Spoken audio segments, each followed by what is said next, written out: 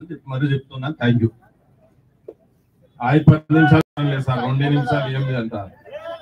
ఉన్నది మాట్లాడాలి, ఉన్నది మాట్లాడితే పంచాయతీ ఎక్కువ ఉంటాయి. అంటే ఒక తిప్పాలి అనుకుంటే ఒక తిప్పాలి అంటేనే ఒక కంట్లో పడతా అనుకుంటే ఏట్లా పడతాను. నేను ఏట్లా పడదలుచుకోలే. ముంగట సాకలు ఐలమన్నారు, తోటి కొమరాయిలు కొమరపిండి చాలా మంది ఉన్నారు. స్టేజ్ మీద వాళ్ళే కాకుండా సరే మాకు మాట్లాడే అవకాశం దొరికింది కాబట్టి మాట్లాడుతున్నాం. ముఖ్యంగా అసలు ఈ అందరిని ఒక దగ్గర తీసుకొచ్చిన మా తెలంగాణ జ్యుడిషియరీలో ప్రైడ్ ఆఫ్ తెలంగాణ మా జస్టిస్ ఈశ్వరయ్య గారు కావచ్చు, మా చిరంజీవి గారు కావచ్చు, ఈ మధ్య స్టాటిస్టిక్స్ అని బాగానే చెప్తున్నారు సార్.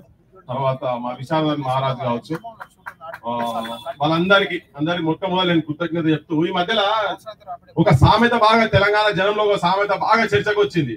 ఈ 42% రిజర్వేషన్ ఒకటి, 9th షెడ్యూల్ ఒకటి, ఇది పెట్టాలన్నప్పుడు బంద్ ఒకటి ప్రకటించారు మొన్న. అందరు కనబడరు స్టేజ్ల మీద, ఎవరు చూసినా కానీ బీజేపీ వాళ్ళు, కాంగ్రెస్ వాళ్ళు, నాదంటే నాదని, కమ్యూనిస్ట్ వాళ్ళు, టీఆర్ఎస్ వాళ్ళు మొత్తం జెండాల మీద వేసుకుని అందరు రోడ్ల మీద ఉన్నారు. ఇన్ని రోజులు ఇళ్ళ బంధువులు కూడా బంధకారం మాత్రం నేనున్నా అంటే నేనున్నా బయటకు వచ్చారు. మా జనంలో కూడా ఒక సామెత, అందరూ శాఖాహారులే రొయ్యలములు ఏడబాయరు అని చెప్పి అందరు మాట్లాడుకుంటే మేము కూడా ఇంటర్ నుంచి మాట్లాడినాం. జనంలో కూడా అంత అయిపోయింది. అరే అందరు ఒకటే ఉన్నారు, అందరు వేదికల మీద మరి ఏమైతుందని జనానికి కూడా అర్థమైపోయింది. ఏంటంటే ఎవరి శాఖాహారి కాదు, అందరు మాంసాహారులే, పచ్చి మాంసాహారులే అని చెప్పి అర్థమైపోయి అందరు దొంగలే కొడుకులు అందరూ క్లియర్ కట్ అర్థమైపోయింది. నేను వేదిక మీద ఉన్న పెద్దలకు కావచ్చు, కింద ఉన్న పార్టీల వాళ్ళ జెండాలను గుండెలను జేబులలో పెట్టుకొని వచ్చిన వాళ్ళందరినీ జర దయచేసి క్షమించమని చెప్పి కోరుతున్నా. తెలంగాణ ప్రజల తరఫుకెళ్ళి, ఎందుకంటే మల్సురాచారి గారు ఉన్నారు కాబట్టి వాళ్ళు నాకు బాగా ఇష్టం, అంటే బాగా ఇష్టం. ఊకే చెప్తుంటా, ఊకే వాళ్ళు బీసీల గీసీల గురించి మాట్లాడుకోవాలి. మా సార్ను మీ పార్టీ అధ్యక్షులు చేసి అప్పుడే లొల్లోడిసిపోతుంది చెప్తున్నాను. కవిత కూడా చెప్పినా, కేటీఆర్ కూడా చెప్పినా, ఊకే బీసీల గురించి మాట్లాడుకుని మీ అందరికైనా సీనియర్, కేసీఆర్ కన్నా సీనియర్ తన తెలంగాణలో సంచి పట్టుకొని పోయేది, నిజాయితీ పరుడు, కమిట్మెంట్ ఉన్నది, అన్ని ఉన్నది, అన్ని అర్హతలు ఉన్నాయి. ఆయన ఎప్పటికైనా మేము చెప్తాం తనని అధ్యక్షులు చేసి సరిపోతుంది. కానీ మీకు రావు, మీకు ఇట్టే ఉంటారు. మన రేపు పొద్దుగాల మళ్ళీ ఏదో పదవి ఉంటది, 34% 18% తగ్గించినా గానీ మీరు మాట్లాడలేరు. ఏం మాట్లాడలేరు.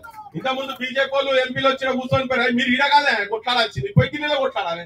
మా దగ్గర ఏంది, నువ్వు మా అన్న గురించి చెప్తున్నా. మొట్టమొదటి ఏంటంటే నేను కూడా ఏబిసిడి దీంట్లో కూడా వర్గీకరణకు 200% మొట్టమొదటి మేమే ఉంటాం. దీని విషయం క్లియర్ కట్ చెప్పాల్సిన ఆ సీన్ బై కూడా చెప్తున్నాను. అంటే జెండాలు బంద్ చేయరు, జెండాలు పక్కకు పెట్టరు. ఫస్ట్ ఈ బీజేపీనే నేను, కాంగ్రెస్ నేను, బీఆర్ఎస్ అంటే పంచాయతీ కాదు, ఇది తెగ పంచాయతీ కాదు. ఇట్లా ఊర్లలో తెలంగాణ ఉద్యమం అప్పుడు ఏ రాజకీయ పార్టీ అయితే తెలంగాణకు వ్యతిరేకంగా ఉన్నదో ఆ రాజకీయ పార్టీ జెండా గద్దెలు గులగొట్టాలంటే గద్దెలు గులగొట్టి జనం. అట్లా రాజకీయ పార్టీల జెండాలు తీసి తరగబెట్టే తప్ప ఎవడెవడైతే ఉట్టిగా మాట్లాడు కాదు. ఇవన్నీ ఊటిగా వేదికలు రాగానే వచ్చి మైకులు పట్టుడు ఇవాళ ఉన్నది కాబట్టి అందరు బీఆర్ఎస్ వాళ్ళు పైసలు పెట్టి వస్తారు. ఎవరు చూసినా వేదికల మీదకి వస్తారు. కొంతమంది సంఘాలలో గమ్మతున్నారు.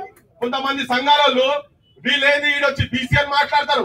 ఆడబోయి అది జీవులతో ఏం కాదు ఆయన అని చెప్పి మా ఈశ్వరయ్య సార్ మొత్తుకుంటే దానికి ఏవరిగా నా పెద్ద మనిషి జస్టిస్ ఈశ్వరయ్య సార్ గారు చెప్పిన ఓటు నుంచి మేము కూడా మొత్తుకుంటున్నాం. అరే జీవులతో పని కాదురా నాయన అంటే అంతా అయిపోయినట్టుగానే తెలంగాణ జనంకు మొత్తం ఇక అయిపోయింది. పండుగ చేసుకొని మీరు దావా చేసుకొని కోడిని కోరి కళ్ళు దాగురి మందు సుట్టాల మిల్లూరి బీసీలంతా మేము సాధించినాం అన్నట్టుగా చేసి మొత్తం ముఖ్యమంత్రికి దండలేసుడు. ఒక ముఖ్యమంత్రి అయితే రేవంత్ గౌడ్ సాప్ అన్నాడు. ఆయన అదే సిగ్గుండాలే మీకు, ఏం మాట్లాడుతున్నారు? మా జాతుల లెక్కలు వచ్చి మీకేమన్నా ఉంటే మీరేమన్నా ఉంటే మీకు ఓ పదవిలో ఏమన్నా ఇచ్చేది ఉంటే ఇచ్చి మీరు సపరేట్గా నోరు మూసుకొని కూర్చొని కాంట్రాక్ట్ ఇచ్చిన పైసలు అయితే బీసీలు అందరూ నన్ను ఎందుకు కలుస్తారు నాకు అర్థమైతలేదు. వాళ్ళతో అనాల్సి వస్తున్నది.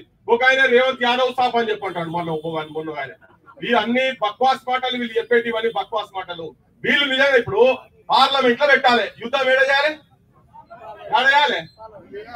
ఢిల్లీలో చేయాలి.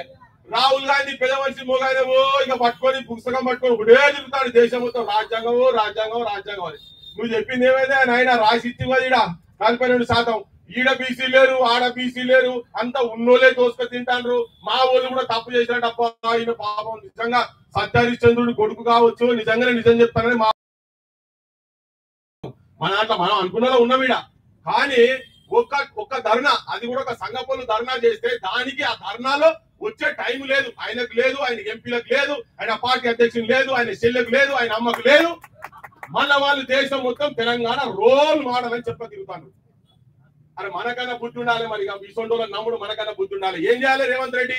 నెక్స్ట్ ఫ్లైట్ పట్టుకొని పోవాలని ఢిల్లీకి పోవాలి, వీళ్ళు ఎంపీలను పట్టుకొని పోవాలి. ఆల్ పార్టీ మీటింగ్ అయిన దానికి కాందానికి ఆల్ పార్టీ మీటింగ్ అంటే మా అందరికి కూర్చోబెడుతున్నారు అందరు రాజకీయ పార్టీలు.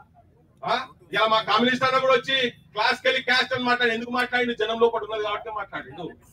జనంలో ఒకటి ఉంది, తప్పలేదు ఇవాళ వాళ్ళకు కూడా తప్పలేదు. ఆ ఒత్తిడి ఉంది, ఎస్ త్యాగాలని ఎస్ అయిపోయింది అది గతం గత.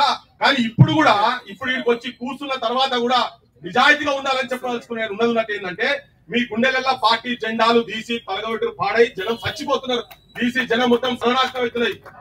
The brilliant and creative communities of this nation have become begging communities అవుతున్నాయి. అరకతినే జాతులుగా తయారైపోయినాయి. సంచార జాతులు వృత్తులు పోయి ఉపాధులు పోయి ప్రత్యామ్నాయం లేక ఏం జీవన విధానం కూడా ఎడ్యుకేషన్ లో కూడా సర్వనాశనమై బీమారు వస్తే హాస్పిటల్ ట్రీట్మెంట్ చేసుకోలేని దుస్థితిలో ఉన్నాం. కాబట్టి ఈ రాజకీయ పార్టీల జెండాలను ఫస్ట్ తీసి ముందల పడేది. ఫస్ట్ నాకు చాలా ఆవేశంగా కావచ్చు, ఆలోచనతో కూడా చెప్తున్నా, పెండల పడ రాజకీయ పార్టీల జెండాలను. ఎందుకంటే వాళ్ళు చెప్తున్నది ఒకటి చేస్తున్నది ఒకటి. మనం తప్పు మాట్లాడుతున్నావా చెప్తలేదా?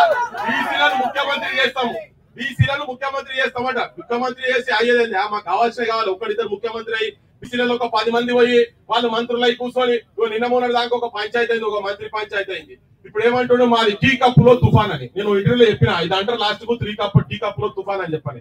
వాళ్ళకి ఏమైనా ఇబ్బంది వాటల పంచాయతీలు కాగానే ఒక బీసీ మంత్రిని చూసి మా ఇంటి మీదకి పోలీసులను పంపించారని 50 తల్లి. మరి ఇప్పుడు సంగతి దీని గురించి ఏం మాట్లాడుతున్నారు మరి మీరు?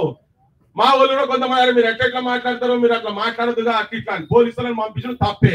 కానీ మరి బీసీలకు నిజంగా కష్టం వచ్చినప్పుడు యాడున్నారు ఏం మాట్లాడుతున్నారు? ఇలా వాటాలు మొత్తం ఎక్కడికక్కడ సెటరేట్ అయిపోయినాయి, మేమంతా ఒకటే, మాదంతా కుటుంబం అని చెప్తున్నారు. మరి మేమంతా ఏంటిదిరా? మేమంతా ఏంటిది ఇక్కడ? మా సార్ రిటైర్మెంట్ స్టేజ్ లో పాపం వీళ్ళు మనరాలతోని మంచిగా అటు అమెరికాకు అటు ఇటు తిరగాలి. కానీ వీళ్ళు చూడు వైట్ అట్లా అని చెప్పని మా ఊళ్ళకి అన్యాయం జరుగుతుందని చెప్పి వాళ్ళకు ఉన్న అనుభవాలంతా తీసుకొచ్చి ఇక్కడ కూర్చొని కొట్లాడే ప్రయత్నం చేస్తున్నారు.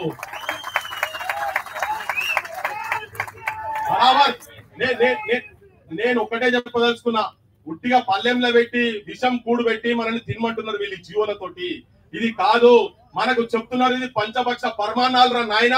మీకు చిన్న శాతరీతిలో మేము అన్ని ఇంతగనం చేసినాక కూడా కోర్టులు ఆపుతున్నాయి అంటాడు. ఏమో తలకా ఈ కొడుకులో ఏమంటారు, అరే ఓడి కోర్టుకు పోవద్దు అంటాడు. అరే గుండాయిజం అరవై ఏం ఓడి కోర్టుకు పోవద్దు, కోర్టుకి ఎట్లా పోతారో చూస్తాం, ఒకరినొకరు అంటే బయట కొట్టుస్తాంతాం అని చెప్తున్నారు. అరే నువ్వు కోర్టుకు పోయేటట్టుగానే చేసి నువ్వు కోర్టుకి ఎట్లా పోతావు అని చెప్పాలంటాడు. ఈ ముఖ్యమంత్రి అంటాడు ఆయనకు ఎస్ మ్యాన్ అంతా పాస్ చెప్పిండు కదా అని చెప్పి వీళ్ళంతా ఉండి కింద పాలేరు లెక్క వీళ్ళు కూడా ఎవరు ఎట్లా పోతారో చూస్తాను. అరే కానూన్ ప్రకారంగా చెల్లరు ఆయన ఎవడు పోయినా నడుస్తుంది ఇదంతా. నేను తెలంగాణ ప్రజలకు ఈ ధర్నా సంపక్షంగా నేను చెప్పదలుచుకునేది అంటే రైట్ అది ఉపన్యాసం అయిపోయింది సరే ఓకే. ఇక నేను బంద్ చేస్తా. ఒకటే క్లియర్ గా ఏంటంటే ఇవాళ ప్రతి ఊర్లో చాలా మంది అనుకుంటున్నాము మనం అందరము కింద మొత్తం బీసీలు కదిలి అనుకుంటున్నాం, కానీ ఇక చాలా పని చేయాల్సి ఉన్నది. క్షేత్రస్థాయిలో పోదాము, క్షేత్రస్థాయిలో పని చేయాలి. ఏ రాజకీయ పార్టీ నాయకుడు కూడా ఇది 9th షెడ్యూల్లో కాదు అని అనని పరిస్థితిలో కూడా నిజంగా కూడా వాళ్ళు పెట్టేటట్టుగా ఊర్లలో రాజకీయ పార్టీల జెండాలు పట్టుకొని వచ్చేటందుకు భయపడే స్థాయిలో మన ఉద్యమాన్ని కనుక తీసుకుపోగలిగితే మన బరాబర్ మన కాలకాడికి వచ్చి పెడతారు. దానికి అన్నిటికీ సంసిద్ధం అయ్యి ఎవరు నిజంగా ఈ వాదానికి ఈ నినాదానికి కట్టుబడి ఉన్నారు, ప్రపోర్షనేట్ కాదు, మన వాటా ఇంకా కావాలంటే దాని గురించి కొట్లాడాలి. సర్వత్వం అందరం సన్నద్ధం కావాలి. యుద్ధం జరుగుతున్నది, యుద్ధంలో మన భాగస్వామ్యం కావాలి. ఈ యుద్ధంలో శత్రుడు ఎవరో మిత్రుడు ఎవరో గమనించాల్సిన అవసరం ఉంది. మీ అందరికి విజ్ఞప్తి చేస్తూ ముగిస్తున్నా. జై తెలంగాణ, జై బీసీ. Thank you. మేము మొదలే చెప్పాను మీరు ఫైర్ బ్రాండ్ అని. సో మరి ఫైర్ బ్రాండ్ లాగా మాట్లాడి మరి మనందరూ ఇంకా ఇక్కడ విజయ్ కుమార్ అని ఇంకా ఇద్దరు కూడా చాలా